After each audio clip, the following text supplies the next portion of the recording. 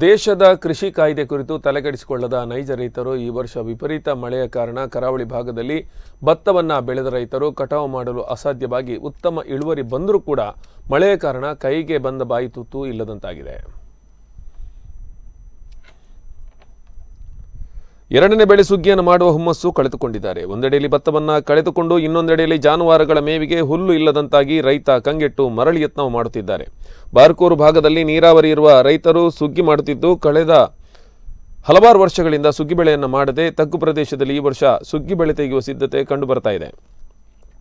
ಬಾರ್ಕೂರು ಸೀತಾ ನದಿಗೆ ಅವಲಂಬನೆ ಇರುವ ಎಳ್ಳಂಪಳ್ಳಿ, ಕೂರಾಡಿ, ಹನೆಹಳ್ಳಿ, ಬಂಡಿಮಠ, ಕೂಡ್ಲಿ ಭಾಗದಲ್ಲಿ ಯಾಂತ್ರೀಕೃತವಾಗಿ ಉಳುಮೆ ಮಾಡುವ ಕಾರ್ಯ ಕಂಡುಬರ್ತಾ ಇದೆ. ಆದರೆ